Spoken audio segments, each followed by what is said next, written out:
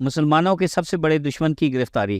مسلمان ٹیلے پر چڑھ گئے، تمام فرنگیوں کو قیدی بنا لیا۔ ان میں بیت المقدس کا بادشاہ نور جیان اور کرک قلعے کا مالک البرنس ارنات بھی شامل تھا۔ تمام فرنگیوں میں اس سے بڑھ کر مسلمانوں کا کوئی بھی دشمن نہ تھا۔ مسلمانوں نے ان میں سب سے عظیم المرتبت بڑی فوج کے commander in chief Gerard de Ridefort کو بھی گرفتار کر لیا۔ مسلمانوں نے ان کے بہت سے سرکردہ لیڈروں کو بھی قابو کر لیا۔ ان کے علاوہ بڑی فوج اور صحرائی و بیابانی فوج کے دستوں کو بھی گرفتار کر لیا گیا تھا۔ خلاصہ یہ ہے کہ ان میں جہنم واصل بھی بکثرت ہوئے اور بکثرت ہی گرفتار ہوئے۔ جو کوئی ان کے مقتولوں کو دیکھتا تو یہ خیال کرتا کہ کوئی ایک بھی گرفتار نہ ہوا ہوگا، یعنی سب کے سب جہنم واصل ہو گئے ہیں۔ جو کوئی ان کی قیدیوں پر نگاہ ڈالتا تو یہ خیال کرتا کہ کوئی بھی قتل نہیں ہوا ہوگا، یعنی سب کے سب قیدی بنا لیے گئے ہیں، یعنی وہ اس کثرت سے مقتول اور قیدی ہوئے تھے۔ ان ظالموں کو جب سے یعنی 491 ہجری 1097 میم سے یہ ان اسلامی ممالک میں گھسے ہیں، اتنا بڑا نقصان برداشت نہیں کرنا پڑا جتنا اس مارکے میں۔ عیسائی مورخ مچارڈ اس جنگ میں عیسائیوں کے نقصان کی طرف اشارہ کرتے ہوئے تفصیل سے لکھتا ہے، فتح مسلمانوں کی طرف مائل ہو چکی تھی، لیکن رات نے دونوں فوجوں کو اپنے تاریک پردوں کے نیچے چھپا لیا اور فوجیں اسی طرح ہتھیار پہنے ہوئے جہاں تھی صبح کے انتظار میں پڑی رہی۔ ایسی رات میں آرام کس کو نصیب ہو سکتا تھا؟ سلطان تمام رات فوجوں کو جنگ کے لیے برانگیختہ کرتا رہا، نہایت پرجوش الفاظ میں ان کی ہمت اور حوصلوں کو بڑھانے کی کوشش کی۔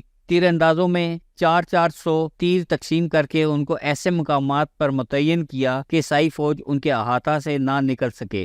30,000 صلیبی فوجی مجاہدین کے ہاتھوں کٹتے ہیں۔ عیسائیوں نے تاریکی سے یہ فائدہ اٹھایا کہ اپنی صفوں کو قریب قریب یکجا کر لیا، لیکن ان کی طاقت صرف ہو چکی تھی۔ دوران جنگ بعض اوقات وہ ایک دوسرے کو موت کی پرواہ نہ کرنے کی تعلیم دیتے تھے اور بعض اوقات آسمان کی طرف ہاتھ اٹھا کر اللہ تعالیٰ سے اپنی سلامتی کی دعائیں مانگتے تھے۔ کسی وقت وہ ان مسلمانوں کو جو ان کے نزدیک تھے دھمکیاں دیتے تھے اور اپنے خوف کو چھپانے کے لیے ساری رات فوج میں ڈول اور نفیری بجاتے رہے۔ آخرکار صبح کی روشنی نمودار ہو گئی جو تمام عیسائی فوجوں کی بربادی کا ایک نشان تھی۔ عیسائیوں نے جب صلاح الدین کی تمام فوج کو دیکھا اور اپنے آپ کو سب طرف سے گرا ہوا پایا تو خوفزدہ اور متعجب ہو گئے۔ دونوں فوجیں کچھ دیر تک ایک دوسرے کے سامنے اپنی اپنی صفوں میں آراستہ کھڑی رہیں۔ صلاح الدین حملہ کا حکم دینے کے لیے افق پر روشنی کے اچھی طرح نمودار ہو جانے کا انتظار کر رہا تھا۔ جب صلاح الدین نے وہ مسلک لفظ پکار دیا تو مسلمان سب طرف سے یکبرگی حملہ کر کے خوفناک آوازیں بلند کرتے ہوئے، جس سے اس انگریز مورخ کی مراد نعرہ اللہ اکبر ہے، ٹوٹ پڑے۔ عیسائی فوج کچھ دیر تک تو جان توڑ کر لڑی تھی، مگر ان کی قسمتیں ان کے دنوں کو ختم کر چکی تھی۔ ان کی بائیں جانب کوہ حطین واقع تھا۔ تلواروں اور نیزوں کے سایہ میں پناہ نہ دیکھ کر وہ حطین کی طرف بڑھے کہ اسی کو اپنی پناہ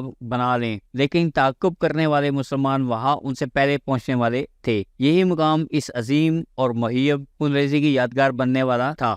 سلیب کی لکڑی جو عکا کے پادری کے ہاتھ میں تھی، پادری کے کٹ کر گر جانے پر لذا کے پادری نے سنبھال لی، مگر وہ ماں سلیب کے مسلمانوں کے ہاتھوں میں قید ہو گیا۔ سلیب کو چھڑانے کی کوشش کرنا بقایا عیسائی فوج کی موت کا باعث ہو گیا۔ حطین کی زمین کشتوں سے بھر گئی، خون کا دریا بہہ نکلا۔ ایک روایت کے مطابق 30,000 عیسائی فوج کے خون سے زمین رنگی گئی اور 30,000 ہی مسلمانوں کی قید میں آ گئے۔ مسلمانوں کی فوج کے نقصان کا کوئی صحیح اندازہ بیان نہیں کیا گیا، مگر ایسی فتح آسانی سے حاصل نہیں ہو سکتی تھی۔